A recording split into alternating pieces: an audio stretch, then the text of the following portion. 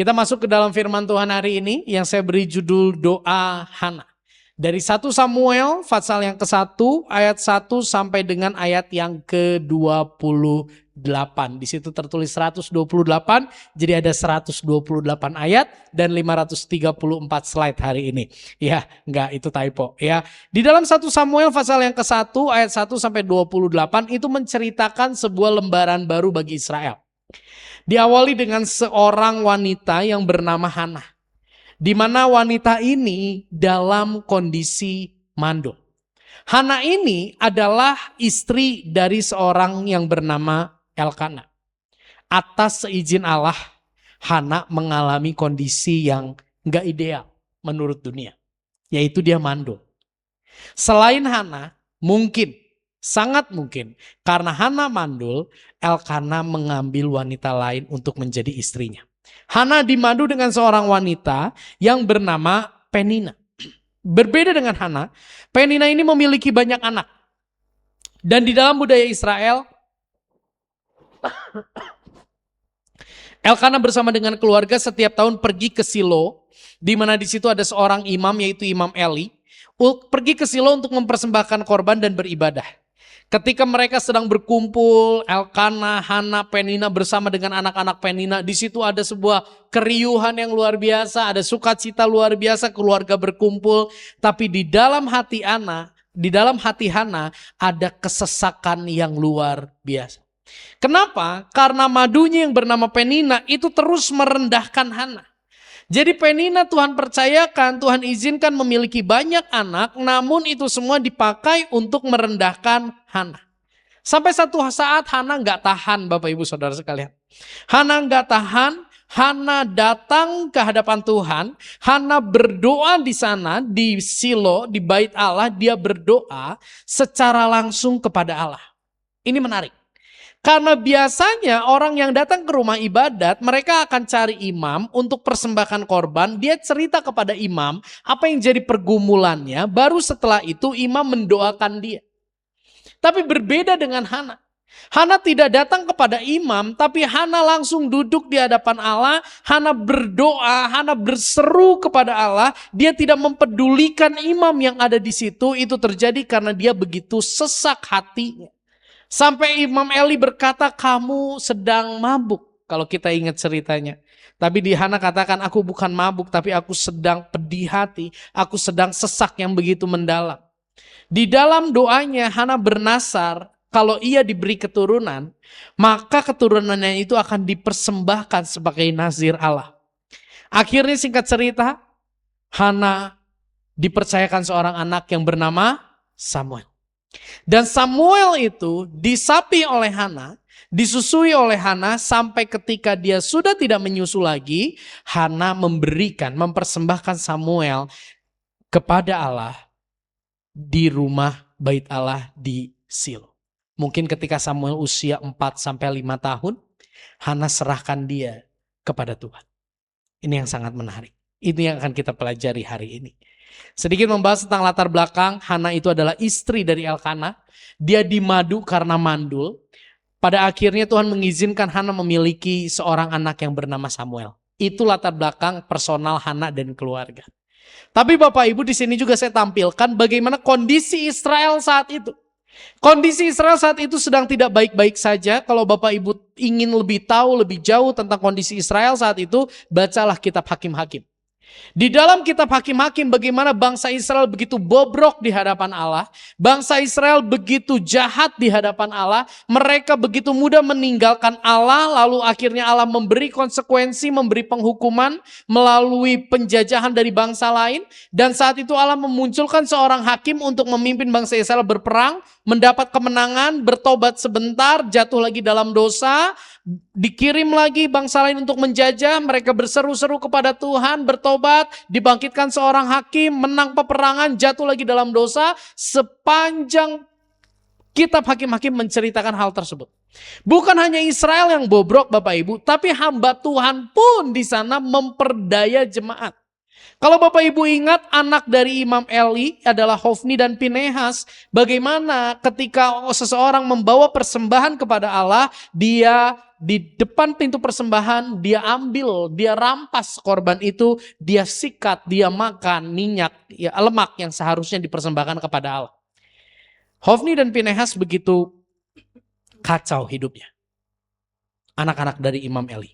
Ya, itulah gambaran kondisi Israel saat itu. Jadi Hana berseru kepada Allah itu menjadi satu seruan di tengah kebobrokan bangsa Israel. Dan kita tahu lewat Hana lahirlah Samuel. Di sini saya tulis Bapak Ibu bahwa kisah Hana ini membuka lembaran baru bagi Israel. Bagaimana Israel yang tadinya tidak memiliki pemimpin rohani, Allah kembali mengutus seorang hamba yang bernama Samuel melalui kandungan Hana, di mana Israel memiliki kembali seorang nabi yang dikhususkan Allah di tengah kekacauan bangsa Israel. Nabi adalah wakil Allah bagi manusia, berbeda dengan imam. Imam adalah wakil manusia di hadapan Allah, tapi nabi ini adalah wakil Allah di hadapan manusia.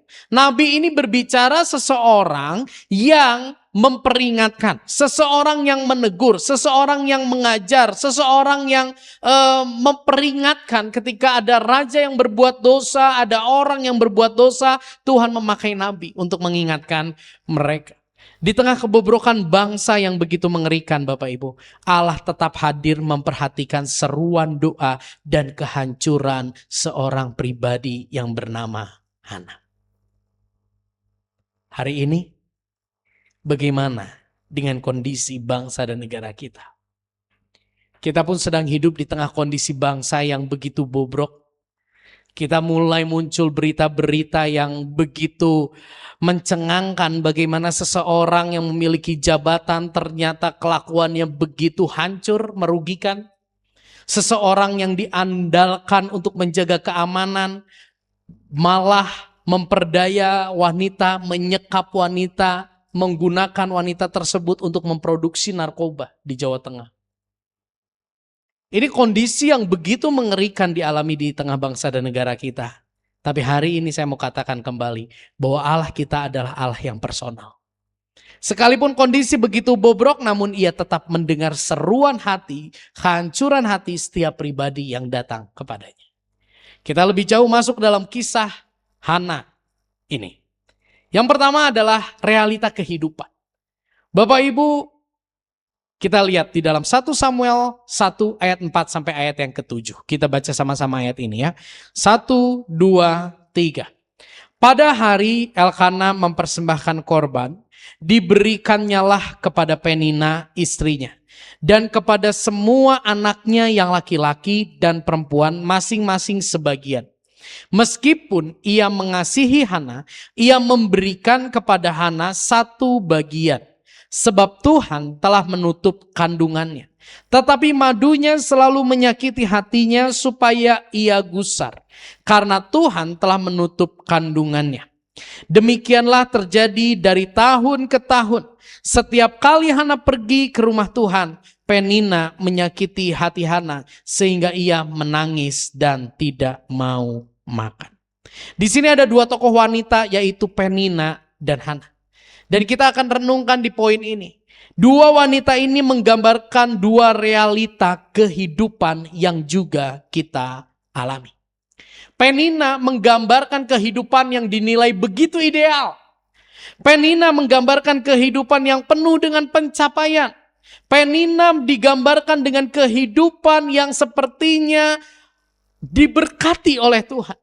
Karena memperoleh semua yang dunia katakan baik di dalam hidupnya. Tapi di sisi lain, Penina menggambarkan kehidupan yang melalui kemegahannya ia merendahkan lingkungannya. Inilah gambaran Penina, saudara. Dia terlihat begitu ideal, dia terlihat begitu memiliki semua yang baik. Bahkan orang-orang mungkin berkata, kalau aku hidup kayak Penina, sepertinya aku akan puas. Dan Penina menggambarkan kehidupan yang merendahkan orang lain karena apa yang telah dimilikinya. Bapak Ibu pernah berjumpa dengan Penina di sekitar kita? Pernah ya? Kalau kita pernah berjumpa dengan Penina di sekitar kita, besar kemungkinan kita pernah mengalami posisi Hana di dalam hidup kita. Ya, kita lanjut. Tokoh yang kedua di sini adalah Hana. Hana merupakan gambaran kehidupan yang begitu menyedihkan. Dia mandul, dia diremehkan, dia menjadi gusar. Mandul bagi wanita di zaman itu merupakan satu hal yang sangat memalukan karena itu dianggap sebagai wanita yang dikutuk oleh Tuhan.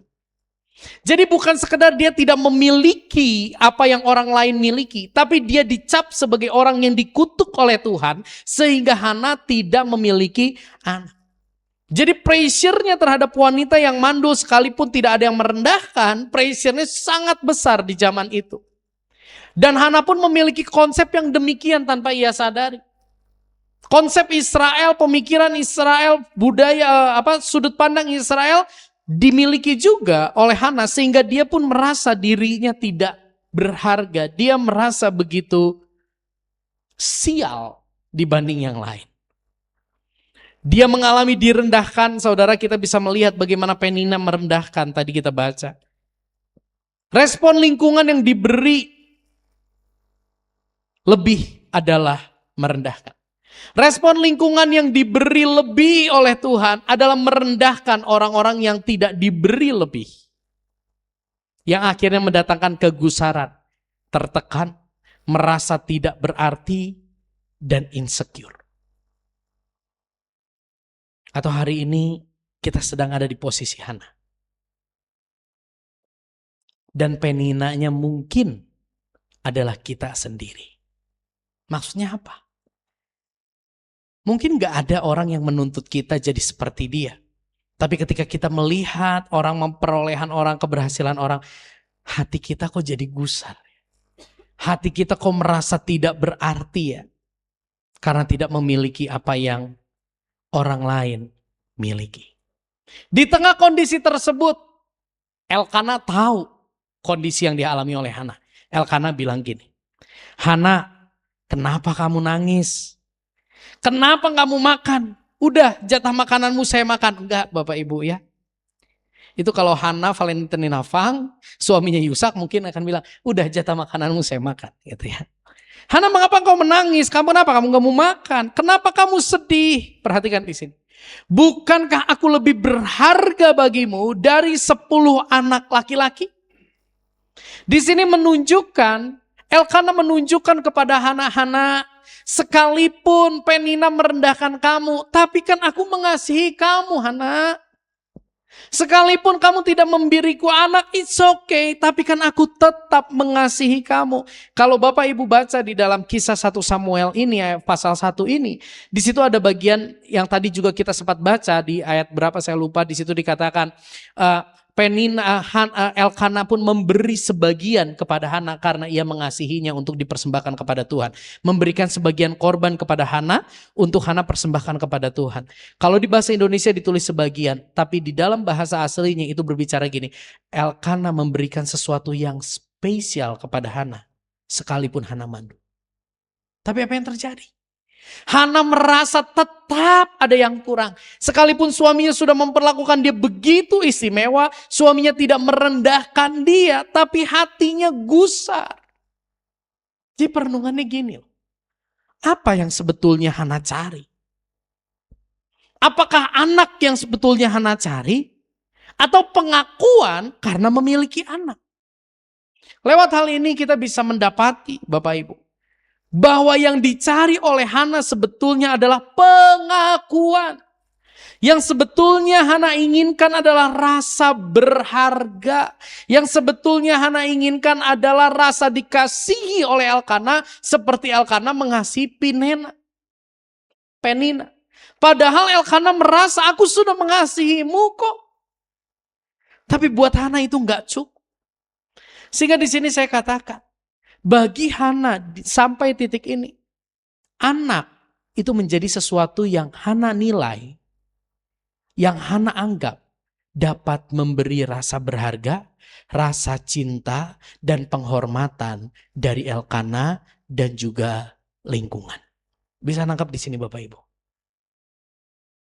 Jadi sebetulnya Hana bukan merindukan anak. Di balik kerinduan dia terhadap anak merindukan yang lebih besar, yaitu pengakuan, rasa berharga, rasa diterima, rasa dikasihi.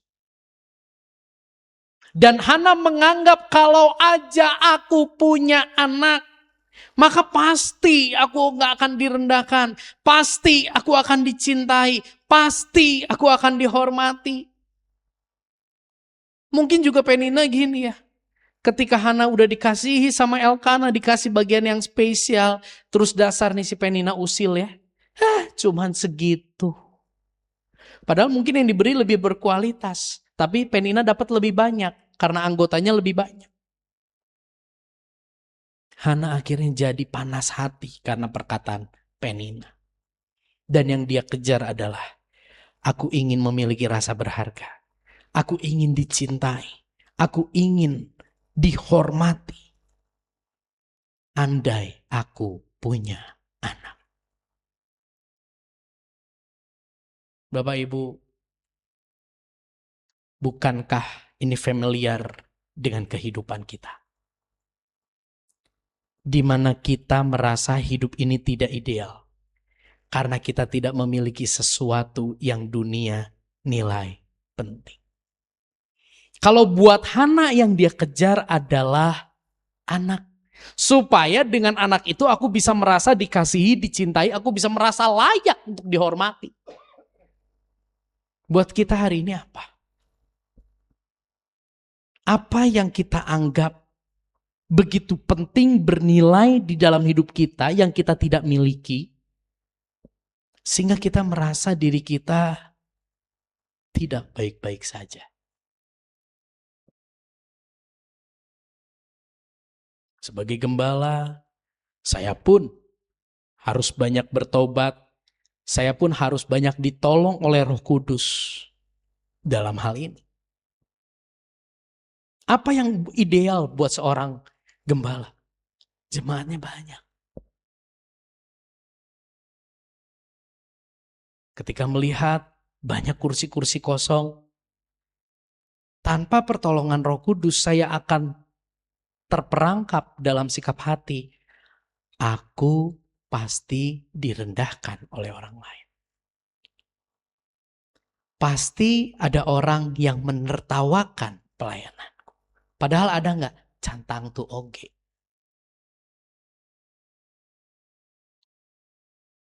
Pelayan.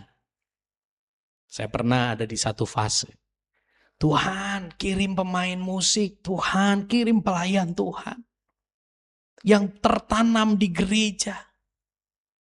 Sampai akhirnya di dalam hati saya ada sebuah impresi, Roh Kudus mengingatkan.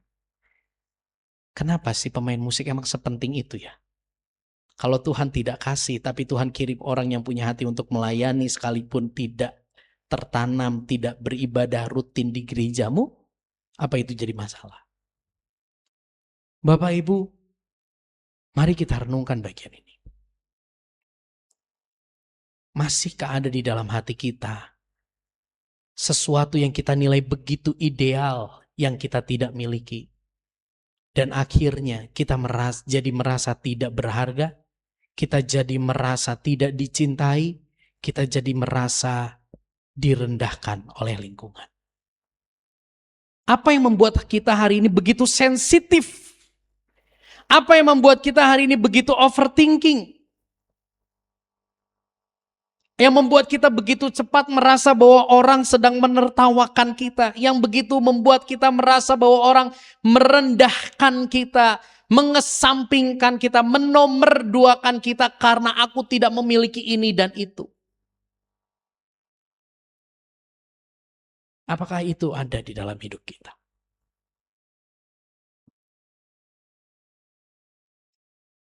Bapak Ibu, kita dipertontonkan dengan dua sisi kehidupan. Penina dan Hana. Jika saat ini kita melihat hidup kita menilai hati kita seperti Penina.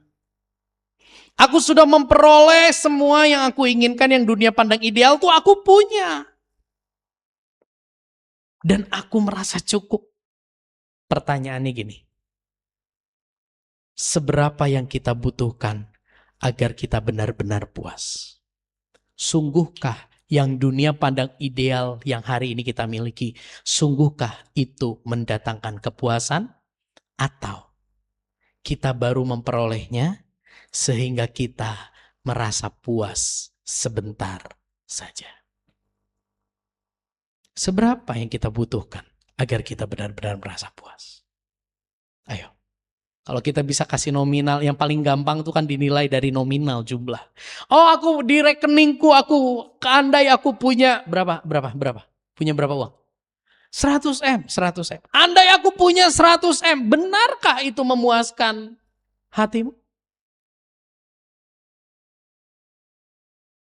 Jangan-jangan ketika punya 100 M, kurang 1 rupiah pun itu terdetek di rekening kita. Kita jadi detail banget. Akhirnya kita merasa, kok ini makin kurang ya, makin kurang ya, makin kurang ya. Seberapa yang kita butuhkan agar kita benar-benar puas? Pertanyaan yang kedua gini loh. Sadar gak kita? Kalau hari ini kita punya semua yang ideal di mata dunia, sadar gak? Itu semua bersifat sementara. Pernah Bapak Ibu merasa kondisimu aman-aman saja? Karena punya pekerjaan yang stabil bahkan cenderung berprogres. Punya usaha yang bagus. Di fase itu mungkin kita merasa aman, tapi bagaimana saat ini? Sadarilah, itu semua bersifat sementara. Begitu juga dengan Penina. Dia merasa hidupku ideal, aku punya banyak anak. Lihat Hana, rombonganku banyak. Tuh kan fokus Elkana kepada anak yang itu, anak yang ini. Kamu sih gak punya anak. Mungkin Penina katakan demikian. Tapi perenungannya gini. Apa kabar ketika anak-anak Penina itu jadi dewasa? Mungkin ada yang kurang ajar. Mungkin ada yang gak kasih uang bulanan ke Penina. Yang akhirnya nyesel orang ngalahirkeun si eta. Yang tadinya dibanggakan berubah jadi begitu menyesalkan. Ingatlah, bukan cuman Penina yang mengalami itu. Keuangan kita. Yang tadinya kita andalkan bisa jadi begitu mengkhawatirkan. Pekerjaan kita. Kesehatan kita. Kalau hari ini kita melihat bahwa kehidupan kita dan hati kita ini saat ini seperti Hana. Kita sedang merasa aku tidak berharga, aku merasa begitu tidak dicintai karena aku gak punya ini dan itu. Perenungannya buat kita gini. Saya mengutip dari postingan hamba Tuhan bernama Michael Christian. Nanti setelah ini saya akan munculkan covernya, bisa di follow, bisa dibaca lebih dalam, sangat bagus artikelnya, bacanya. Dia berkata gini dalam postingannya. Pernah gak kita gini ya? Kenapa ketika kita lihat pencapaian orang lain, kita menjadi merasa hidup orang itu lebih baik. Sedangkan kita merasa hidup kita jadi kurang. Kita merasa hidup kita gagal. Padahal tidak ada yang hilang atau yang berkurang dari hidup kita. Saya ulang ya.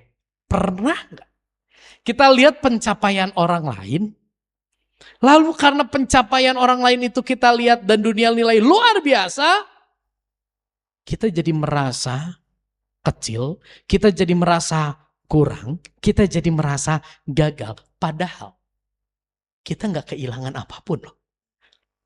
Padahal yang kita punya tetap segitu, tapi ketika kita lihat, loh, orang lain kok makin banyak, loh, ini yang besar jadi kecil.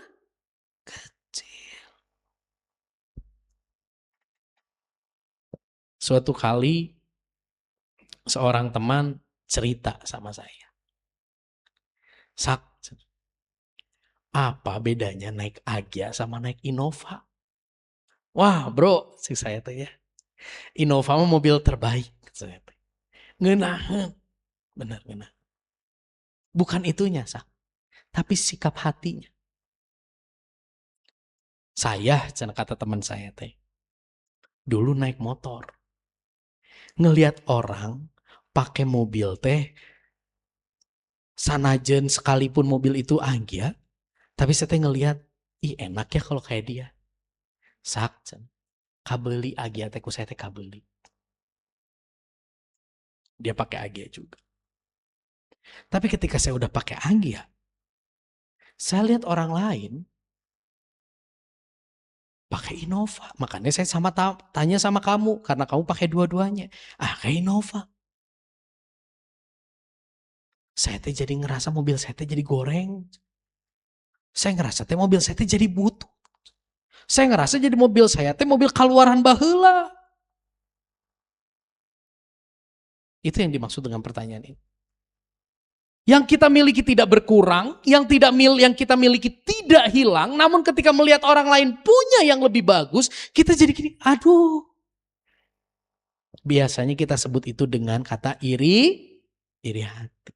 Tapi sebetulnya di balik itu semua, seperti Hana, kita sedang mengejar sesuatu, yaitu aku pengen jangan sampai aku direndahkan karena apa yang ada padaku, sedangkan orang lain punya lebih. Di sini ditulis gini, ini cover postingannya Michael Chris Dion. Ada sesuatu yang menarik tentang media sosial. Temanmu menikah, temanmu diterima kerja, temanmu membeli rumah, temanmu memulai bisnis, dan anehnya, keberhasilan mereka bisa mengubah cara kamu memandang hidupmu sendiri. Ya. Dan di dalam postingan ini ada seorang penulis yang melakukan penelitian dan dia tulis begini. Sesungguhnya manusia tidak terlalu takut miskin atau tidak memiliki, tetapi manusia lebih takut dinilai dan menilai gagal atau tertinggal. Jadi penulis ini melakukan penelitian bukan di lingkup gereja saja, tapi di dalam kehidupan sosial, dan dia mendapati manusia itu sebetulnya nggak terlalu takut miskin. Dia nggak terlalu takut kalau tidak memiliki, tapi yang dia takut sebetulnya adalah dia direndahkan, dia gagal, dia dinilai tertinggal kalau tidak memiliki apa yang dunia miliki. Ini bukan berbicara apa yang kita miliki, ini berbicara sikap hati. Dan pertanyaannya, kalau kita dapat itu semua, seberapa itu bisa memuaskan kita? Kita baca sama-sama bagian ini sampai kata sosial. 1, 2, 3. Rasa gagal itu muncul mungkin bukan dari kehilangan atau penurunan, tetapi dari bertambahnya pencapaian orang lain yang sangat mudah kita temukan di postingan media sosial. Kita tuh hidup di zaman yang mengerikan, Bapak Ibu. Bagaimana melalui media sosial kita bisa akses banyak hal, dan di media sosial itu pun banyak orang memamerkan pencapaiannya.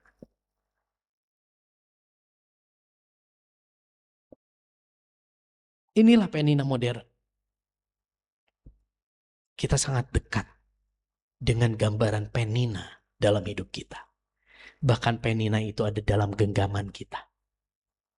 Kita nggak kekurangan, kita nggak mengalami kehilangan, tapi ketika kita lihat postingan orang lain, punya ini dan itu, langsung saat itu juga kita merasa yang kita punya tidak ada harganya, tidak ada artinya. Padahal mungkin berapa waktu lalu itu yang kita dambakan, itu yang kita doakan.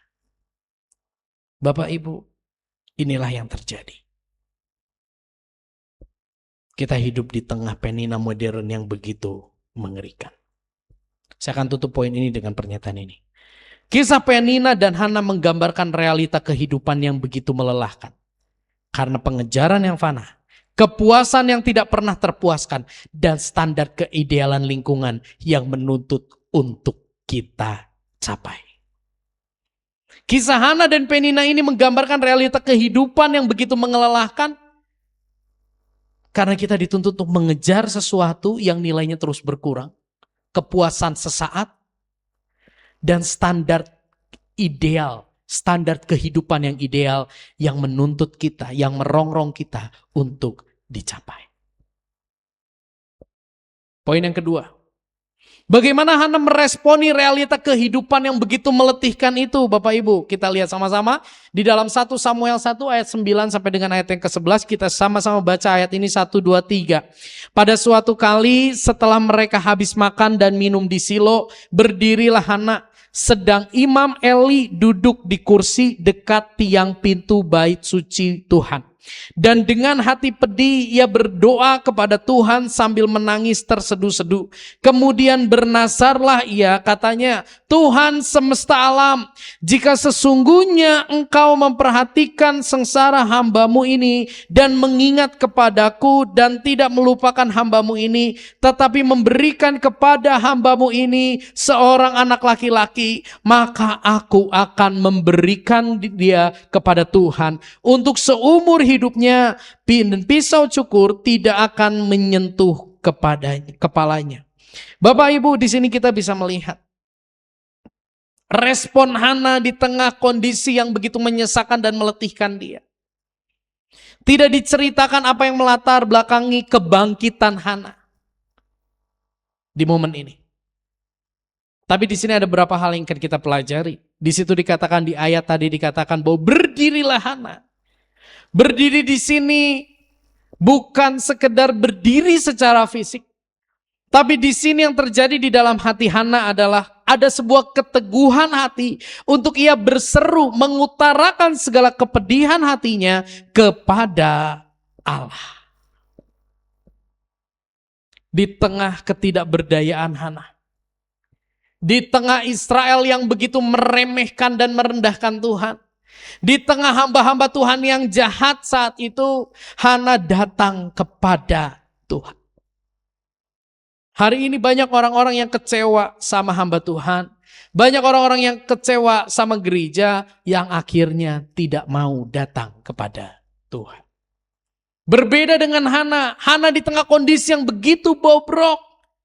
Tapi Hana percaya bahwa Tuhan tidak menolak dia, dan ini menjadi titik balik fokus hidup kepada diri sendiri berubah menjadi fokus kepada Allah. Dan Hana membuka doanya dengan sebutan Tuhan semesta alam. Di sini mengingatkan kita bahwa Hana mengakui bahwa Allah yang kepadanya ia berseru adalah Allah semesta alam yang begitu agung, mulia dan besar. Namun Hana juga percaya bahwa Allah yang maha besar itu tidak meremehkan seruannya yang kecil. Pernah kita merasa, masa sih gini aja doa sama Tuhan kayaknya terlalu remeh, kayaknya terlalu receh doaku teh. Masa yang gini aja doa sama Tuhan. Tapi belajar dari doa Hana yuk. Hana percaya bahwa Allah yang kepadanya ia berseru adalah Allah semesta alam yang besar. Namun Hana juga percaya bahwa Allah yang maha besar itu tidak meremehkan seruannya yang kecil. Mari renungkan hal ini. Hari ini saudara, masih adakah keyakinan dalam diri kita bahwa di dalam kebesaran dan kekudusan Allah, Dia bersedia mendengarkan, Dia bersedia memperhatikan seruan kita yang begitu kecil, bahkan seruan dari pribadi yang bobrok seperti kita.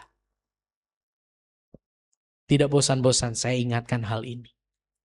Bagaimana Allah kita satu sisi dia begitu besar, dia begitu kudus, namun di sisi lain dia begitu menaruh perhatian bagi kita orang-orang pribadi lepas pribadi.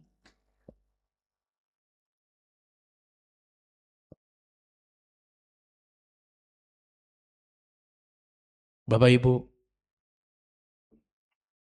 jangan sampai iblis mengintimidasi kita dengan pernyataan yang sepertinya benar. Allah itu besar, Allah itu kudus. Sampai di situ benar. Tapi iblis seringkali tambah dengan gini. Mana mungkin dia mau mendengarkan seruan masalah yang kecil dari orang yang bobrok seperti kamu. Kita lihat kisah Hana. Bagaimana hati Hana begitu mencari sesuatu di luar Tuhan. Hana begitu merasa begitu rendah, gambar dirinya begitu rusak, dia merendahkan apa yang Tuhan pandang baik di dalam hidupnya. Bukankah Hana pun begitu bobrok? Tapi dengan pertolongan Allah sendiri, Hana dimampukan untuk berseru dan menang atas intimidasi itu.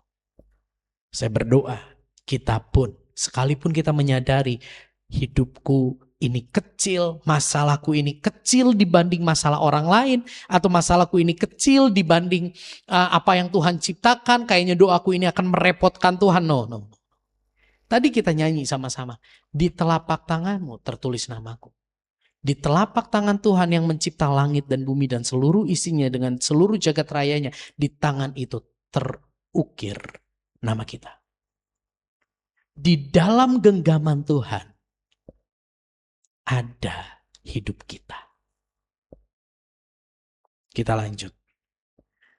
Hana bernasar, kalau engkau memberikan keturunan kepadaku, maka ia akan aku berikan untuk melayani Tuhan. Maka dia akan aku serahkan sebagai nazir Allah untuk melayani Allah seumur hidupnya. Memberikan dia kepada Tuhan ini berbicara. Hana berjanji bahwa anaknya kelak akan menjadi nazir Allah, di mana ia memberi hidupnya untuk melayani Allah. Saudara, harapan orang tua di zaman itu dengan harapan orang tua di zaman sekarang itu nggak beda jauh. Orang tua mengharapkan ketika anaknya besar, anak itu bisa memprioritaskan orang tua.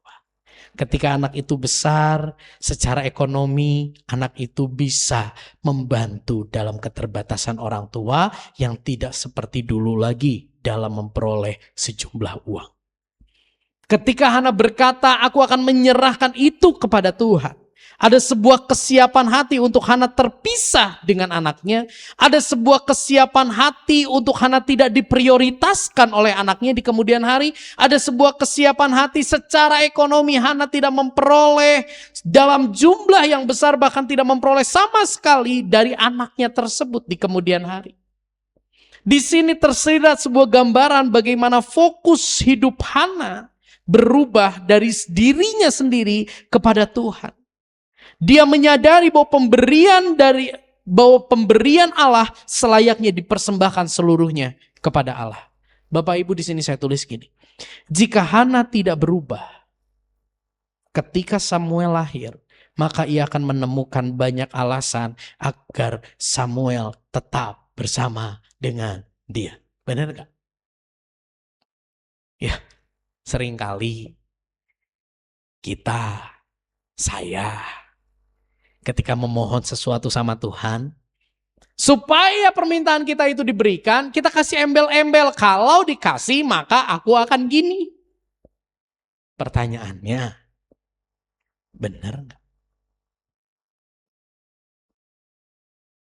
Yang sering kali terjadi, permintaan itu direalisasikan tapi hati kita tidak berubah.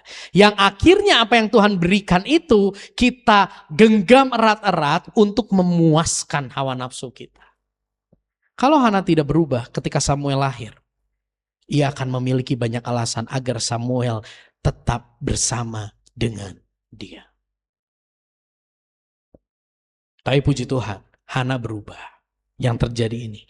Lalu kata perempuan itu, mohon bicara tuanku. Ini ketika setahun kemudian dia datang kembali ke bait Allah di Silo. Demi tuanku yang hidup, akulah perempuan, enggak setahun tapi beberapa tahun ya, beberapa tahun kemudian.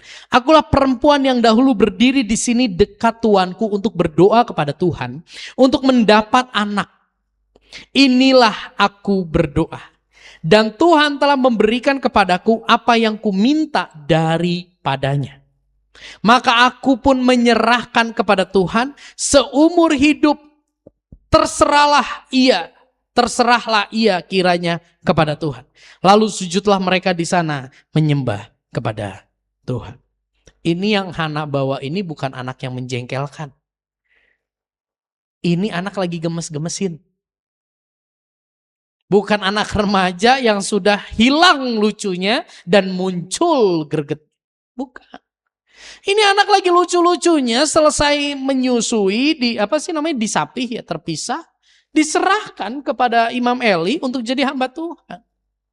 Ini anak lagi lucu-lucunya, ini anak lagi kritis-kritisnya, ini anak lagi banyak tanya, ini anak lagi lagi lucu-lucunya. Seperti Xiaon, Geva, Nafa, dan sebagainya. Mungkin kalau anaknya udah agak besar, menjengkelkan, maaf ya, awurkan geus lah gitu.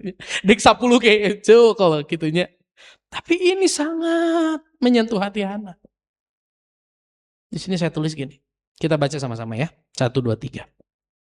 Dengan hati yang diubahkan, apa yang dahulu menjadi pengejaran berubah menjadi persembahan.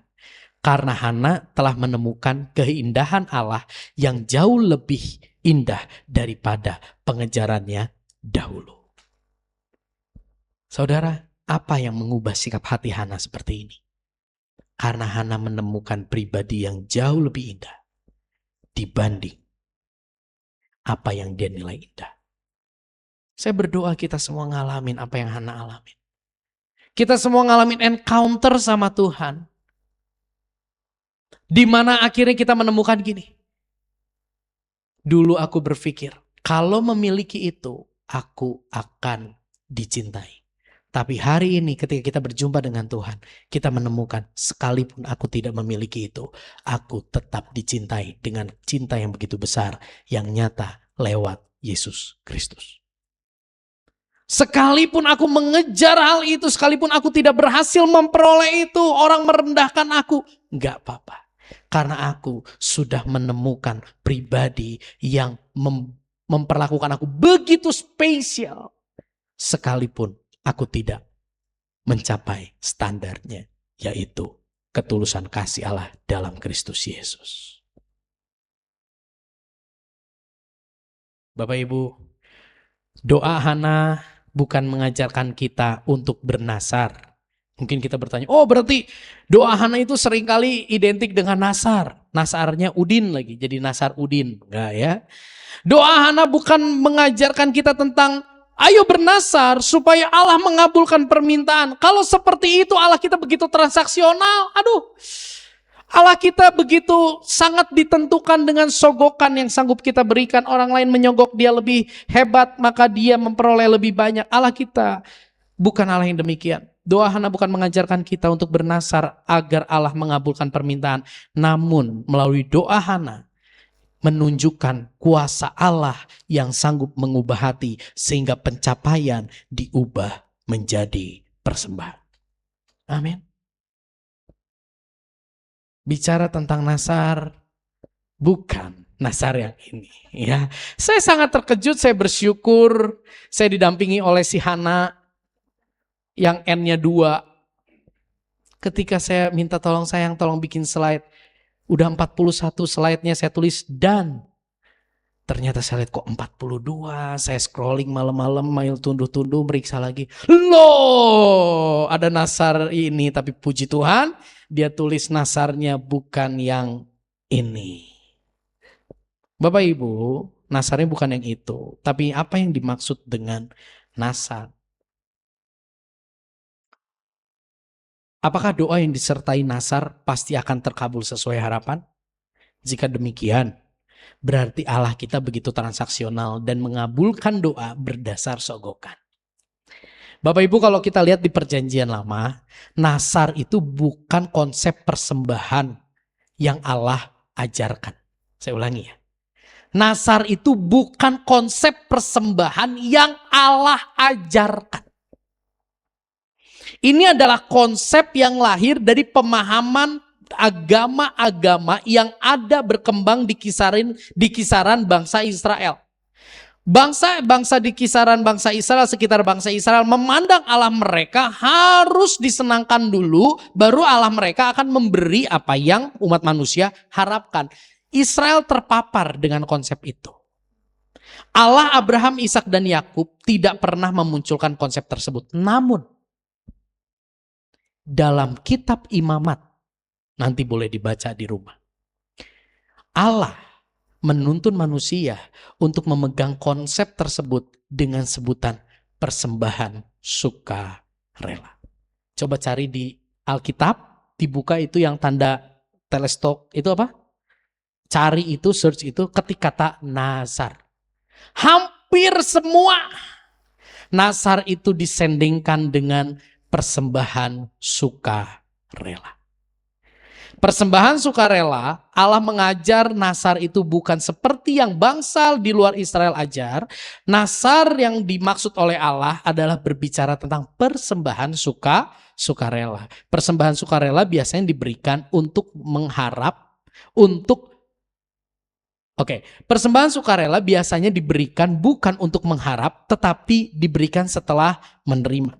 Persembahan sukarela diberikan dengan kesiapan hati, tidak menerima apa yang diharapkan. Persembahan sukarela diberikan dengan ketulusan hati. Tentunya ini berbeda dengan konsep Nazar yang hari-hari ini kita dengar. Apalagi Nazar ini beda jauh Bapak Ibu. Jadi doa Hana bukan mengajar kita untuk berdoa disertai Nazar, tapi lewat doa Hana kita dituntun untuk melihat bahwa Allah begitu sanggup, Allah berkuasa untuk mengubah hati manusia sehingga pencarian diubah menjadi persembahan. Udah gak usah foto-foto Ibu Gembala.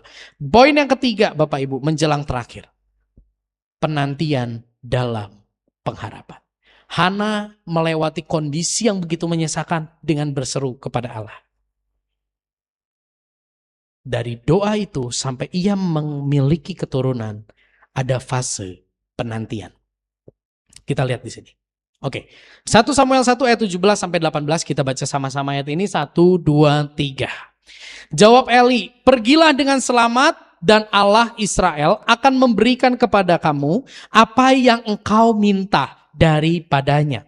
Sesudah itu ia berkatalah ia kepada perempuan itu, biarlah hambamu ini mendapat belas kasihan daripadamu. Lalu keluarlah perempuan itu, ia mau makan dan mukanya tidak muram lagi. Saudara, apa yang unik dari bagian ini? Setelah Hana berdoa, Imam Eli datang. Dan Imam Eli memberi peneguhan kepada Hana bahwa engkau akan mendapat daripada Tuhan apa yang engkau inginkan. Dan hatinya jadi sukacita, hatinya berubah. Bapak Ibu, mungkin yang kita alami ini, mungkin kita pernah mengalami. Kita begitu merindukan ada orang yang meneguhkan bahwa doa kita itu didengar dan dijawab. Namun sepertinya lingkungan meremehkan dan tidak peduli dengan doa kita. Pernah ngalamin hal ini? Wah, Hana mah kayaknya enak banget ya.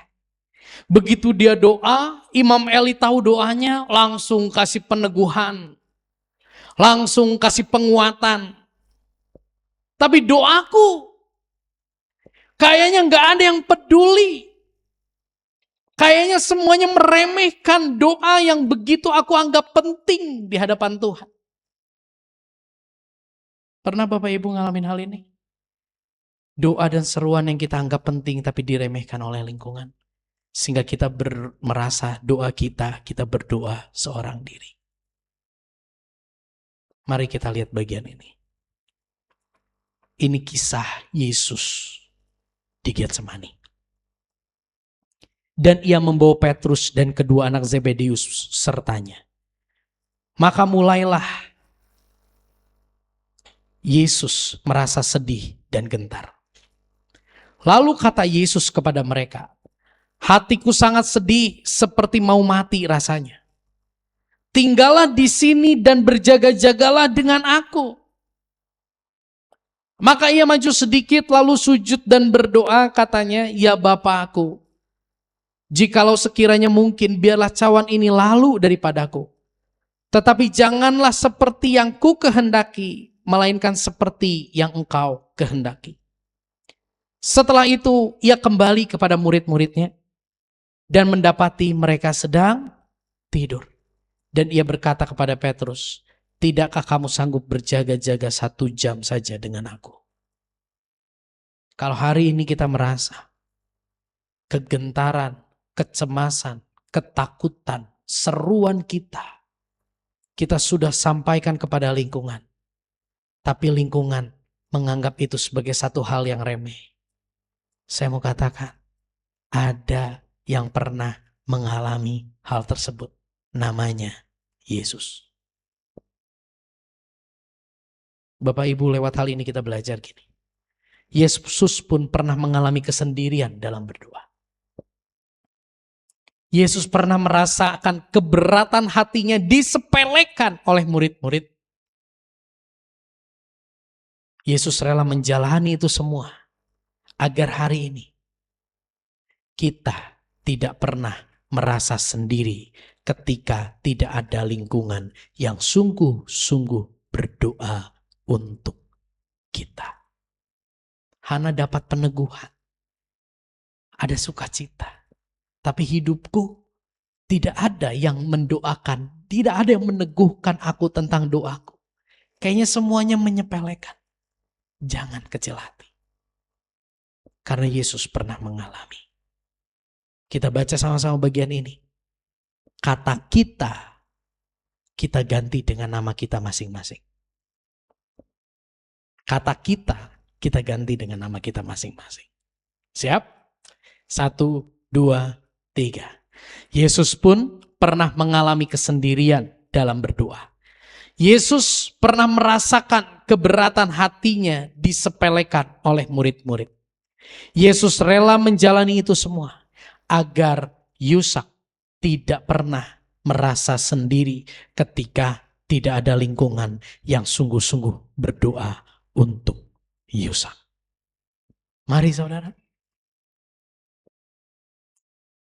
di dalam kesendirian berdoa pun kita sesungguhnya tidak sendiri. Ketika lingkungan menyepelekan seruan kita, Dia tidak pernah meremehkan seruan kita. 2 ayat ini menggambarkan siapa Yesus bagi kita. Sebab imam besar yang kita punya bukanlah imam besar yang tidak turut merasakan kelemahan-kelemahan kita. Sebaliknya sama dengan kita. Yesus telah dicobai, hanya tidak berbuat dosa. Sebab itu marilah kita dengan penuh keberanian menghampiri tahta kasih karunia. Supaya kita mendapat rahmat dan menemukan kasih karunia untuk mendapat pertolongan kita pada waktunya. Kalau kita merasa bahwa kita seorang diri, kita terpojok, kita terhina. Saya mau katakan, Yesus pernah mengalami apa yang kita rasakan. Bahkan lebih hebat mengalami apa yang kita rasakan. Yohanes 17 ayat 20, Yesus berdoa, dan bukan untuk mereka ini saja aku berdoa, tetapi juga untuk orang-orang yang percaya kepadaku oleh pemberitaan mereka. Jika hari ini kita merasa tidak ada orang yang mau berdoa dengan kita, itu sangat mungkin. Tapi jangan berkecil hati, karena Yesus pun saat ini berdoa untuk kita yang percaya kepadanya melalui pemberitaan firman Tuhan yang disampaikan oleh para murid-murid. Yesus berdoa untuk kita. Yesus berdoa bersama-sama dengan kita.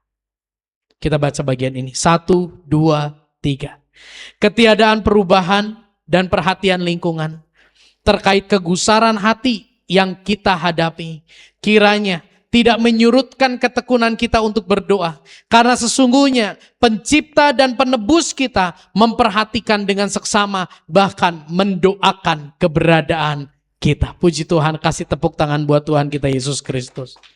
Ini kabar yang sangat indah. Tuhan mana, pencipta mana yang mau berdoa bersama-sama dengan umatnya. Saudara, tadi kita bahas tentang Hana. Hana mengalami kondisi dia punya pribadi yang meneguhkan dia. Kalau hari ini kita merasa bahwa ada kok orang yang mau berdoa bersama aku, ada kok orang yang mau meneguhkan doaku, pertanyaannya gini loh, apakah dalam penantian, peneguhan lingkungan senantiasa menghiburkan kita? Seringkali kita merasa gini, dia datang di tengah kegusaranku, tapi hanya sementara. Sadarilah bahwa lingkungan kita seringkali jenuh mendengarkan seruan kita. Sadarilah kita pun seringkali mendengarkan curhatan orang di sekitar kita, kita mengalami kejenuhan. Dan ketika orang sudah jenuh mendengarkan cerita kita, apa yang dia lakukan? Biasanya dia jadi abai terhadap kita. Di sini menuntun kita untuk melihat gini loh, bahwa peneguhan yang lingkungan berikan itu tidak senantiasa ada dan tidak bisa menghibur kita senantiasa. Tapi puji Tuhan hari ini saya tulis di sini, penghiburan dan rasa aman tertinggi manusia dalam penantian sesungguhnya didapatkan ketika ia berjumpa dengan pribadi yang terbukti begitu mengasihi dan setia dalam kehidupannya. Amin. Saudara, pergumulan Yesus di Getsemani mengingatkan kita bahwa kita tidak pernah bergumul dalam kesendirian. Karena Yesus pun bergumul dalam kesendirian. Amin. Pengorbanan Yesus di Golgota mendatangkan keteguhan hati bahwa di dalam Yesus ada kepastian bahwa kita diangkat menjadi anak Allah dan Bapa memberikan kepastian kita akan menerima yang terbaik di dalam kehidupan kita. Ketika kita merasa sendiri, ingat Getsemani. Ketika kita merasa Tuhan tidak peduli, ingat Golgota. Bagaimana di Golgota dia menyatakan kasih yang begitu luar biasa. Di Golgota lah titik di mana kita dibalikkan statusnya dari seteru Allah menjadi anak Allah. Dan dengan perubahan status tersebut, ada sebuah jaminan bahwa Bapa pasti memberikan yang terbaik bagi kehidupan kita. Ayat terakhir kita baca sama-sama bagian ini. 1, 2, 3. Janganlah hendaknya kamu khawatir tentang apapun juga. Tetapi nyatakanlah dalam segala hal keinginanmu kepada Allah dalam doa dan permohonan dengan ucapan syukur. Saya undang kita bangkit berdiri bersama.